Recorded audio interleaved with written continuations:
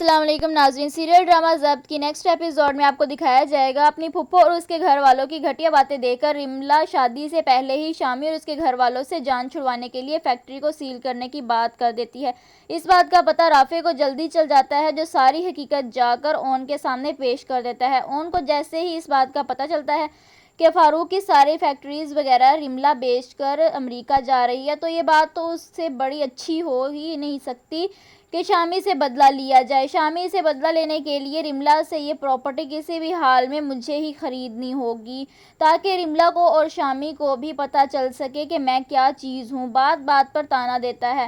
دوسری طرف وہاں پر آپ دیکھیں گے کہ جو شامی ہوتا ہے اسے پہلے ہی کہہ دیتی ہے کہ عارفہ کہ اب دیر نہ کرو، رملا کو بلوا کر آج ہی سائن کروا لو، رخصتی میں بھی تو 2-3 دن ہیں، انہوں نے رملا کو کچھ نہ کچھ کر دیں گے، کیونکہ رملا کے تیور مجھے ٹھیک نہیں لگ رہے، کچھ بھی غلط ہو سکتا ہے۔ یہ بات سننے کے بعد یہاں پر جو ہے شامی جو ہے فوراً اسے رملا سے رابطہ کرتا ہے، تو رملا کہتی ہے کہ گھبراؤ نہیں، میں یہیں پر ہوں، کہیں بھاگی تو نہیں جا رہی، کیونکہ اتنے پریشان ہو۔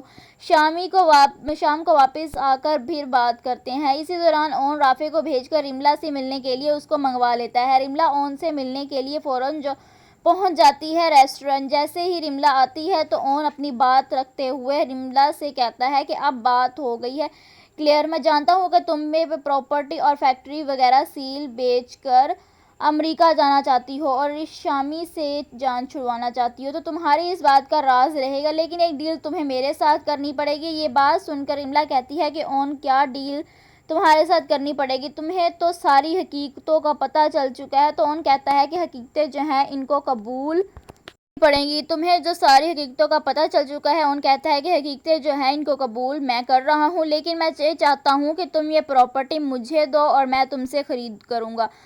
تو رملا کہتی ہے کہ ویسے بھی مجھے پہنچی ہے، پھر جو بھی خریدے کرے۔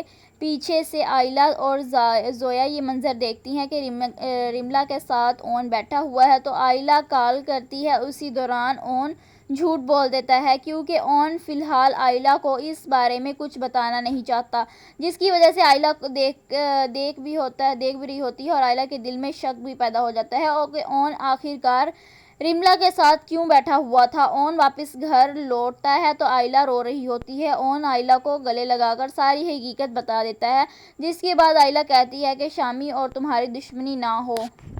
اون کہتا ہے کہ اس دشمنی سے مجھے کوئی فرق نہیں پڑتا، لیکن شامی کو اس کی اوقات یاد دلانا میرا فرض ہے، کیونکہ اس نے میرا جینا حرام کر دیا۔ یہ بات سننے کے بعد آئلہ کہتی ہے کہ اللہ تمہارا ساتھ دے، لیکن اون کہتا ہے کہ اتنی ساری رقم کل کے دن تک میں کہاں سے لاؤں، کیونکہ پرسوں رملا کی رخصتی ہے، تو رملا رخصتی سے پہلے ہی امریکہ جانا چاہتی ہے۔